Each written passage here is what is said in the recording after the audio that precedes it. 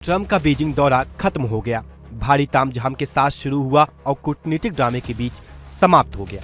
लेकिन सबसे बड़ा सवाल जो पूरी दुनिया पूछ रही है, इस यात्रा से हासिल क्या होगा। ट्रंप ने बड़े गर्व से दावा किया कि उन्होंने और शी जिनपिंग ने मिलकर कई ऐसी उलझी हुई समस्याओं को सुलझाया जिन्हें कोई और छू भी नहीं सकता था। लेकिन इन सॉल्यूशन की हकीकत क्या है, इस पर ट्रंप ने पूरी तरह सस्पेंस बनाए रखा और यही सस्पेंस इस दौरे का सबसे बड़ा रहस्य है। दुनिया भर के विशेषज्ञ इस पूरी कवायद को महज एक कूटनीतिक शो मान रहे हैं। चीनी पक्ष की ओर से जारी आधिकारिक बयान में भी दोनों नेताओं की आखिरी द्विपक्षीय बैठक को लेकर कोई ठोस जानकारी नहीं दी गई और यही वजह है कि जानकार इसे गतिरोध का शिखर सम्मेलन कह रहे हैं। एक ऐसी बैठक जिसमें सब कुछ हुआ लेकिन कुछ भी नहीं हुआ। और यहाँ एक बेहद दिलचस्प बात सामने आई। ट्रंप जो अपनी रैलियों और भाषणों में तय स्क्रिप्ट से हटकर बोलने, मजाक उड़ाने और विरोधियों पर तंज कसने के लिए जाने जाते हैं, बीजिंग में एकदम बदले हुए नजर आए। पूरे दौरे पर बेहद संयमित, बेहद अनुशासित, यहाँ तक कि स्टेट डिनर में दिया गया उनका भाषण भी संयमित था। व्हाइट हाउस के अधिकारियों के मुताबिक ट्रंप इस बेहद महत्वपूर्ण समिट को किसी अप्रत्याशित बयान से खराब नहीं करना चाहते थे, क्योंकि चीनी अधिकारी अपनी तयशुदा बैठकों में किसी भी तरह के सरप्राइज को पसंद नहीं करते। तो ट्रंप ने खुद को रोका, खुद को संयमित रखा और यह अपने आप में एक बड़ी खबर है, क्योंकि ट्रंप का संयमित रहना दुनिया को सबसे ज्यादा चौंकाता है। देखिए इसी खबर पर हमारी ये खास रिपोर्ट। तो शुरुआत इस वक्त की बड़ी खबर के साथ। खबर यह है कि चीन से डोनाल्ड ट्रंप रवाना हो गए हैं। बीजिंग से राष्ट्रपति ट्रंप रवाना हुए हैं 2 दिन के दौरे पर। वो थे चीन में और चीन से अब वो वापस आ रहे हैं। शी जिनपिंग से इस दौरान उन्होंने मुलाकात की और कई मुद्दों पर उनके बीच में बातचीत हुई है। हालांकि डोनाल्ड ट्रंप ने जाने से पहले ये दोहराया था कि ईरान के मुद्दे पर, तेहरान के मुद्दे पर कोई बातचीत नहीं होगी, लेकिन 24 घंटे में यू टर्न लेते हुए उस मुद्दे पर भी उन्होंने बातचीत कर ली है। अब ये जो तस्वीरें सामने आई है, बीजिंग से ये तस्वीरें सामने आई है, आपको बैक सीट पर डोनाल्ड ट्रंप अमेरिकी राष्ट्रपति नजर आ जाएंगे, जो कि 2 दिन की बातचीत के बाद अब अपने देश अमेरिका के लिए रवाना हो रहे हैं। इसके साथ कई मुद्दों पर अहम चर्चा हुई है, जिसमें तेहरान का मुद्दा भी रहा, हॉर्मुज का मुद्दा भी रहा, ताइवान का मुद्दा भी रहा। इसके साथ साथ ऊर्जा का मुद्दा भी रहा। दोनों देशों के बीच में व्यापार को साझा करने के मुद्दे पर भी बातचीत हुई है, क्योंकि एक पूरा का पूरा डेलीगेशन लेकर के डोनाल्ड ट्रंप अपने साथ पहुंचे हुए थे। ये तस्वीर जरा देख लीजिए। डोनाल्ड ट्रंप अब अपने देश के लिए रवाना हो रहे हैं और इसके लिए एयरफोर्स A1 जो उनका प्लेन है उसमें वो सवार होने के लिए आगे बढ़ते हुए नजर आ रहे हैं। हालांकि उसके पहले, उन्हें जाने से पहले भी यहाँ पर गार्ड ऑफ ऑनर से सम्मानित किया गया है। डोनाल्ड ट्रंप का ये दौरा बेहद खास इस दृष्टि से भी रहा है क्योंकि ईरान पूरे तरीके से चाइना को अपना समर्थक मानता है और चाइना में जब डोनाल्ड ट्रंप का ये मिडिल ईस्ट दौरे के बीच में जाना हुआ तो तेहरान भी कई उम्मीदें लगा करके बैठा हुआ था।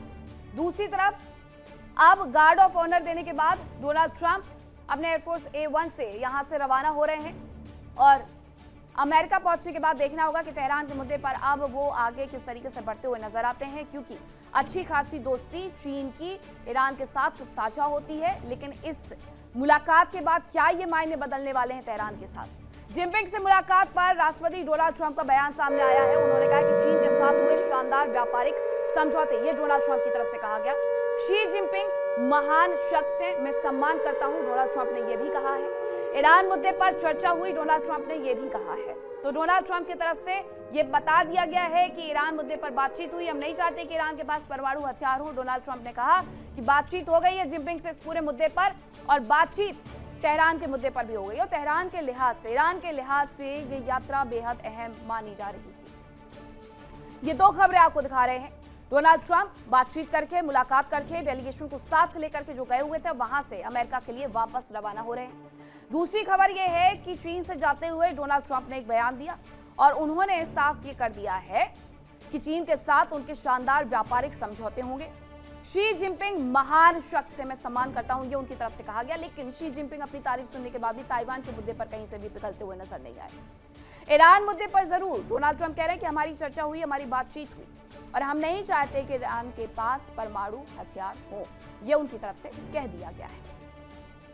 मिडिल ईस्ट में चल रही जंग के बीच में ये यात्रा बेहद अहम मानी जा रही थी, लेकिन इस यात्रा का 2 दिवसीय पड़ाव अब समाप्त हो चुका है। बीजिंग से अमेरिका के लिए डोनाल्ड ट्रंप, अमेरिकी राष्ट्रपति, रवाना हो रहे हैं।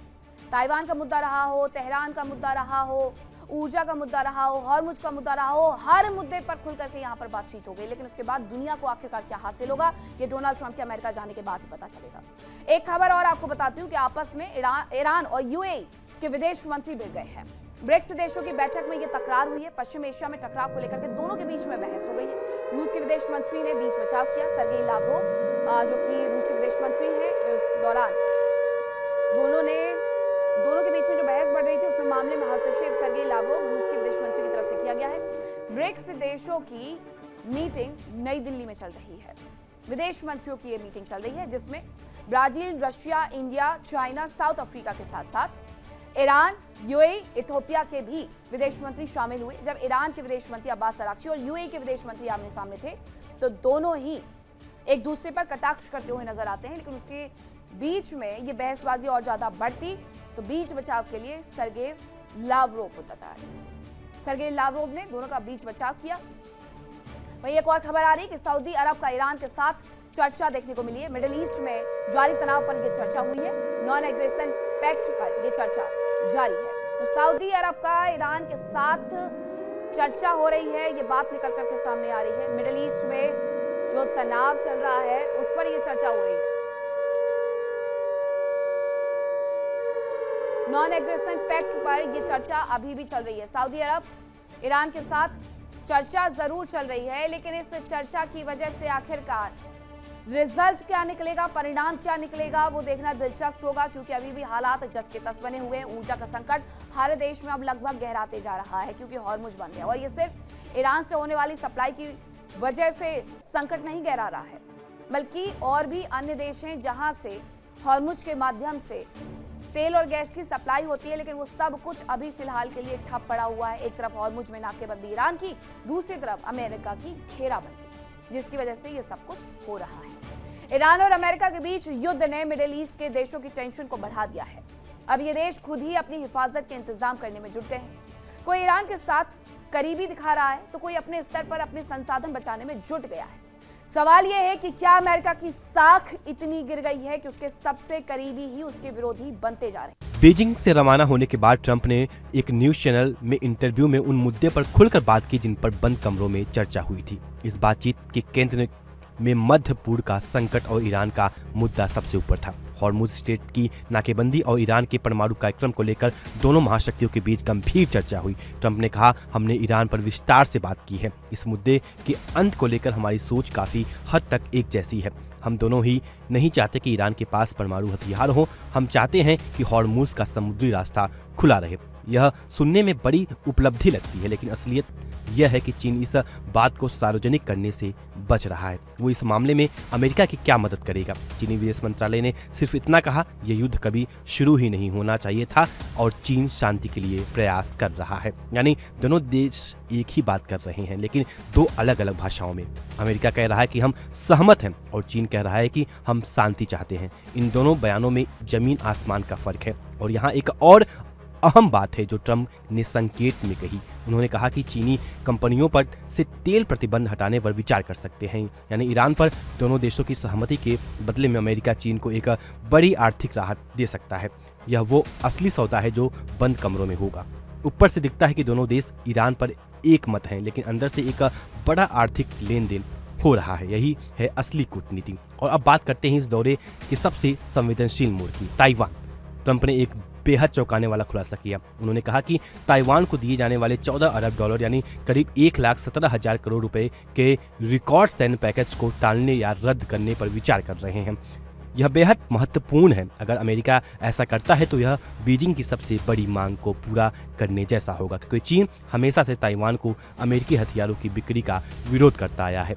और अब ट्रंप खुद कह रहे हैं कि उस पैकेज को रोकने पर विचार कर रहे हैं। विशेषज्ञों का मानना है कि इस सैन्य पैकेज को रोकने से ताइवान क्षेत्र में युद्ध रोकने की अमेरिकी क्षमता कमजोर होगी। यह एशिया प्रशांत की पूरी सुरक्षा व्यवस्था के लिए एक बड़ा झटका हो सकता है। हालांकि अमेरिकी विदेश मंत्री मार्को रूबियो ने बीजिंग में ही साफ कहा कि अमेरिका की ताइवान नीति में कोई बदलाव नहीं हुआ है, लेकिन ट्रंप और रूबियो के बयानों में यह अंतर, यह असली खेल है।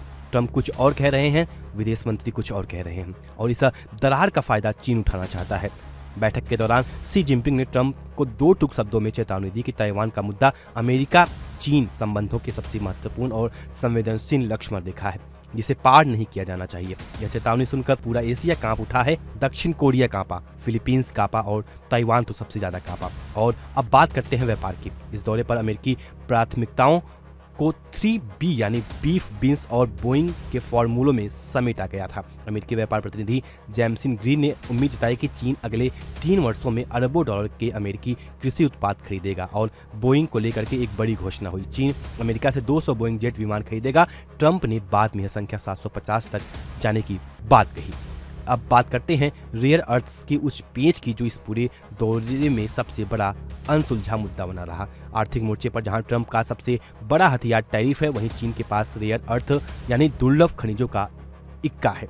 चीन ने पिछले साल इन खनिजों के निर्यात पर रोक लगाई थी, जिसमें वैश्विक सप्लाई चैन ठप हो गया था। बाद में चीन आपूर्ति बहाल करने पर सहमत हुआ, लेकिन अमेरिकी अधिकारियों का कहना है कि चीन अब भी निर्यात लाइसेंस देने में जानबूझकर देरी कर रहा है। काउंसिल ऑन फॉरेन रिलेशंस की विशेषज्ञ हिदी क्रेडो रेडिकर ने चेतावनी दी थी कि आज भी अमेरिका अपने रक्षा तंत्र, सेमीकंडक्टर और इलेक्ट्रॉनिक वाहनों के लिए चीन के नियंत्रण वाली सप्लाई चेन पर निर्भर है और अमेरिका को इस मोर्चे पर आत्मनिर्भर होने में अभी कई साल लगेंगे। यानी चीन के पास वो चाबी है जिसे वो अमेरिकी उद्योगों को जब चाहे तब बंद कर सकता है। और अंत में बात करते हैं इस दौरे के उस एकमात्र सकारात्मक पहलू की, आर्टिफिशियल इंटेलिजेंस। ट्रंप ने बताया कि उन्होंने और सी जिनपिंग ने एआई के खतरों से निपटने के लिए सुरक्षा घेरा बनाने पर चर्चा की। ट्रंप ने कहा, एआई चिकित्सा और सैन्य क्षेत्र के लिए शानदार है, लेकिन इसके जरिए जैविक, परमाणु और साइबर खतरों का जोखिम भी जुड़ा है, जिसे दोनों देश मिलकर संभाल सकते हैं। लेकिन यहाँ भी एक बड़ा खतरा छुपा है। चीनी कंपनियां अमेरिकी एआई चिप्स खरीदने के लिए बेताब हैं और विशेषज्ञों का मानना है कि अगर अमेरिका ये आधुनिक चिप चीन को देता है तो चीन की एआई कंप्यूटिंग क्षमता 3 गुना बढ़ जाएगी। यानी एआई सहयोग का मतलब है चीन को और ताकतवर बनाना। यह अमेरिका के लिए एक बड़ा जोखिम है जिसके जवाब में अभी किसी के पास नहीं है। दोस्तों, इस पूरे दौरे का सारांश क्या है? ट्रंप ने बड़े दावे किए लेकिन ठोस नतीजे कम निकले। ईरान पर सहमति लेकिन चीन की भूमिका अस्पष्ट। ताइवान पर तनाव और ट्रंप के बयान ने नई चिंता। व्यापार में बोइंग डील लेकिन टैरिफ वार जारी। एआई पर बातचीत लेकिन खतरा भी साथ। रेयर अर्थ्स पर कोई समाधान नहीं। विशेषज्ञ सही कह रहे हैं, यह गतिरोध का शिखर सम्मेलन था। मुस्कुराहटे थी, हाथ मिलाए गए, साथ टहला गया, लेकिन असली मुद्दा 10 के 10 है। यह दुनिया की 2 सबसे बड़ी ताकतों का वो खेल है जिसमें हर चाल के पीछे एक और चाल छुपी है। हमेशा बड़ी खबर पर नजर बनाए रखेंगे। हर नया मोड़ सबसे पहले आप तक बने रहिए हमारे साथ। तब तक के लिए नमस्कार। देखिए इंडिया डेली 24/7 अब आपकी स्मार्ट टीवी पर। इंडिया डेली मौजूद है सभी डिजिटल प्लेटफॉर्म पर लाइव और लगातार। इंडिया डेली 24/7 हर दिन राष्ट्र को समर्पित।